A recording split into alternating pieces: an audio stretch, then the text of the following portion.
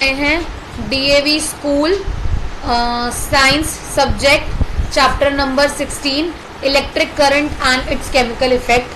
I again repeat, DAV school class 8 subject science chapter number 16 electric current and it's chemical effect. ये इस problem यहाँ इस chapter में जो जो प्रॉब्लमेटिक आपके इश्यूज थे मैं उसको यहाँ पर सिर्फ सॉल्व करूंगी। जैसे आपको यहाँ पर पेज नंबर 289 में इसके एप्लीकेशंस में दिक्कत थी तो मैं आपको एप्लीकेशन वाला टॉपिक पूरा पढ़ा रही हूँ। अब समझिए एप्लीकेशंस क्या है। The chemical effect of electric current, जिसे हम क्या बोलते हैं electrolysis, have some important specific and industrial applications. उसी को हम यहाँ पे भी देखने वाले हैं। पहला क्या है, extraction of metal from ore. Metal से क्या निकालते हैं हम, ओर, मतलब ओर से हम क्या निकालते हैं, मेटल। क्या निकालते हैं, ओर से हम क्या निकालते हैं, metal. Certain metals are extracted from their ores by the process of electrolysis. ओर से जब भी हम मेटल निकालते हैं तो उस प्रोसेस को क्या बोलते हैं बेटा, electrolysis. Example aluminium, sodium, potassium, calcium. ये किस मेथड से निकाले जाते हैं, इसी मेथड से, इलेक्ट्रोलिसिस से। नेक्स्ट आ जाओ, इलेक्ट्रो रिफाइनिंग ऑफ मेटल। अब रिफाइनिंग का मतलब क्या होता है, प्योर। ठीक है, क्या होता है, pure. It is the process of obtaining pure metal from the impure one. मतलब आप प्योर निकालते हो किस में से, इम्प्योर में से तो उस वो भी किस वजह से होता है, इलेक्ट्रोलिसिस की वजह से होता है। For example in electro refining a copper और a pure copper rod is made up of cathode. किससे बनी होती है, कैथोड से। जबकि जो इम्प्योर कॉपर रोड है वो किसकी बनी होती है बेटा, एनोड से। ठीक है, विद कॉपर सल्फेट सोल्यूशन, उसी में हम इसको क्या डालते हैं, एज अ इलेक्ट्रोलेट। कैसे डालते हैं, इलेक्ट्रोप्लेटिंग क्या होता है, the process of depositing a thin layer. जब आप एक थिन लेयर को डिपॉजिट करते हो ऑफ एनी डिजायर्ड, कोई भी डिजायर मेटल से, ऑन अनदर मटेरियल, किसी भी मटेरियल पर, by the passage of electric current, एक पैसेज ऑफ इलेक्ट्रिक करंट पे, this is known as the electroplating. इसे क्या कहते हैं, इलेक्ट्रोप्लेटिंग। ये एक्टिविटी है, ये नहीं पढ़ा रही मैं, आप इसे रीड कर लेना बस। ठीक है, ठीक है। How does this deposition on electrode happen, कैसे वो चीज होती है। To understand this let us trace the flow of charges of ion. अब हम flow of charges of ions के बारे में पढ़ेंगे। ठीक है, when electric current passed through copper sulphate solution, जब इलेक्ट्रिक करंट पास करा जाता है किसके थ्रू, कॉपर सल्फेट सोल्यूशन में से।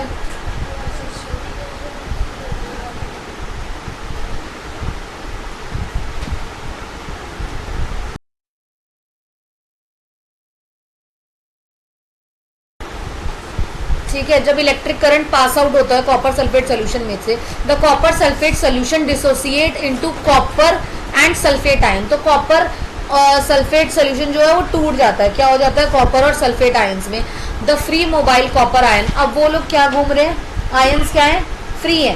कुछ पॉजिटिवली चार्ज है और कुछ है नेगेटिवली चार्ज। ठीक है, अब यहाँ आप देखोगे जो कैथोड है वो क्या बनाएगा, zinc plate that converted into the copper atom and then it get deposited, और वो क्या बना देगा, डिपॉजिटेड।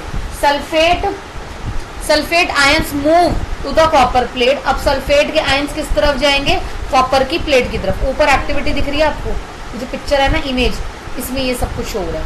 कौन सी प्लेट है, एक कॉपर की और एक किसकी है, बताओ, जिंक की है, तो ये उस तरफ जाएगी।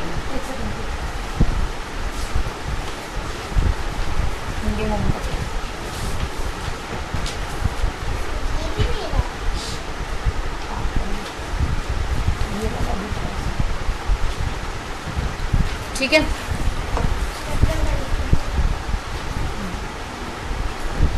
Where they react with the copper, ये कॉपर से रिएक्ट करेंगे और क्या बना देंगे, कॉपर सल्फेट अलग दोबारा फिर दोबारा बना देंगे। प्रोसेसिंग ऑफ इलेक्ट्रोप्लेटिंग, कैसे होती है आपकी इलेक्ट्रोप्लेटिंग, अब ये हम समझते हैं इसकी पूरी डिपॉजिट के थ्रू कैसे फॉर्मली होती है। The article to be electroplated, जिसको क्या करना है, इलेक्ट्रोप्लेटेड करना है, should be made the cathode of an electrolytic cell.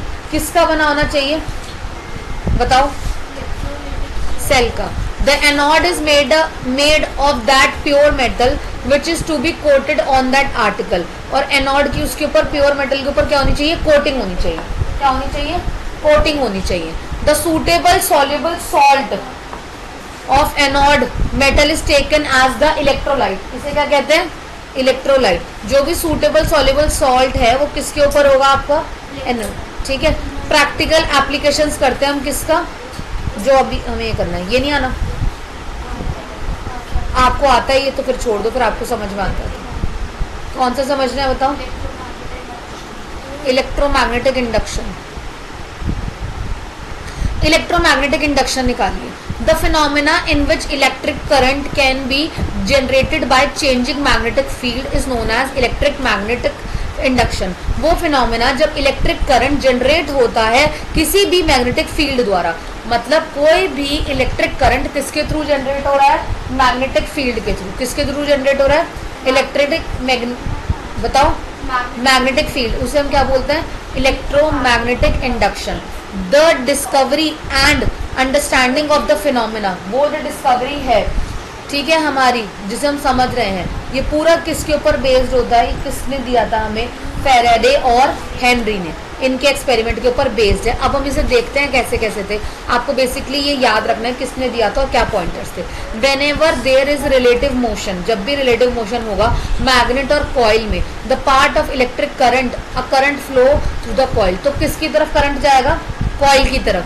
The flow of current stop, जैसे ही वो स्टॉप होगा तो कॉइल किस मोशन में आ जाएगी, रेस्ट में, मतलब वो रुक जाएगी। द फास्टर, अगर क्या होगा, फास्टर होगा मैग्नेट और कॉइल के बीच में, तो ये क्या होगा, मोर करंट, तब क्या होगा, ज्यादा करंट कहाँ की तरफ जाएगा, कॉइल की तरफ जाएगा। The direction of current is obtained by moving magnet away, जब अलग अलग करेंगे तो ये किस तरफ जाएगा, उसके ओपोजिट जाएगा। क्या जाएगा, ओपोजिट जाएगा। देखो इसमें एक्टिविटी दे रखी है ना, ऐसे। The phenomena of electromagnetic induction forms underlying the principle of all modern generator and the transformation, transformers. तो यहाँ आपको कैसे दिखने को मिल रही है, ये सभी के सभी ट्रांसफॉर्मर्स और जनरेटर, इन सब पे ये प्रिंसिपल लागू होता है। द जनरेटर बता रहे ना, the generator help us to convert mechanical energy into the electrical energy. ये क्या करता है, मैकेनिकल एनर्जी को किसमें बदल देता है, इलेक्ट्रिकल एनर्जी में। Today civilization owes it progress, ये दिखा रही है to be very great extent, एक बड़ा एक्सटेंट किसकी डिस्कवरी है, ये इलेक्ट्रोमैग्नेटिक इंडक्शन। ठीक है, यहाँ हो जाता है आपका ये टॉपिक खत्म। आपको मुझसे इस चैप्टर में सिर्फ 2 ही टॉपिक पूछने थे, जो कि मैंने अभी यहाँ पे कवर कर दिया।